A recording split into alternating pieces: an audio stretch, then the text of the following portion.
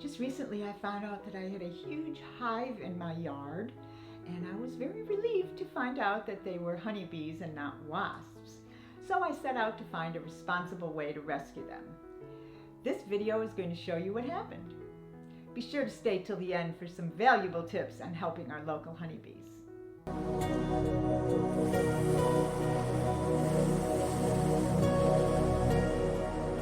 Hi, this is Beverly Bowen with Fine Properties.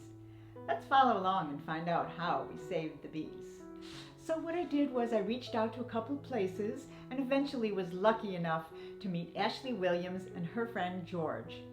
They are affiliated with the Suncoast Beekeepers Association. They came out, evaluated the situation, made a plan, and took steps to help the bees and put them in a better place. We're going to look for the queen. When we find the queen, you put her in a queen catcher, and then you put that inside the box, and all the bees will march into the box to be with their queen. Awesome. Thanks for what you do. Thank you.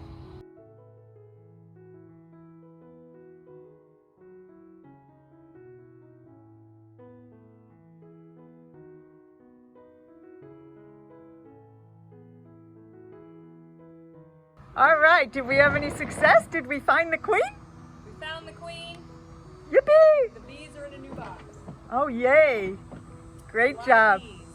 Awesome. Thank you so much. Oh, you're welcome.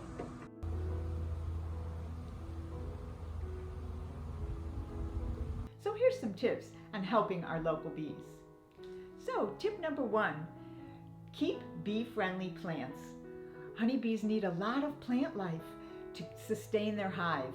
They rely on the nectar and the pollen in the plants for their survival. So the flowers, having them nearby is really, really important. You might consider planting a pollinator garden or even having some weeds nearby. Many weeds are flowering plants that bees need for survival. So consider making peace with the weeds and maybe allowing some to be there. You can find lists of bee-friendly plants online. Bees typically forage within a 5-mile radius. So maybe if you post a sign saying that you've got a pollinator-friendly garden, maybe some of your neighbors will follow suit. Maybe they'll get the idea. Tip number 2, if you have a hive or nest already on your property and it's maybe somewhere where you don't want it, maybe a swarm lands on your property. Whatever you do, call beekeepers, not exterminators. Exterminators will spray them and kill them and charge you money. There's a valuable queen in that middle of that cluster of live bees. So beekeepers are actually anxious for the opportunity to capture the swarm for free. Local beekeeping associations, like the Suncoast Beekeepers, keep a list of swarm catchers and also usually a list of friendly plants for bees. Tip number 3, avoid using pesticides.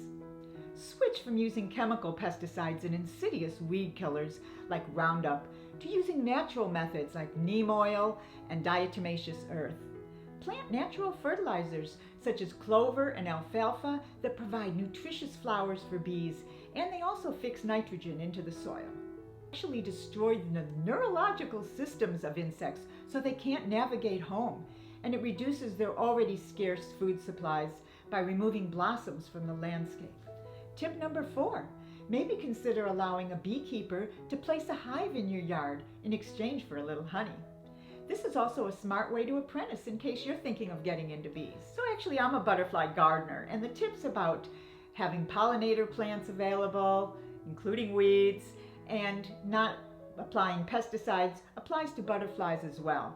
Just like anything, there's pros and cons to keeping honeybees as opposed to wild bees. But be sure you give your bees to responsible beekeepers who have the knowledge to do the right thing. So thanks for caring about our environment.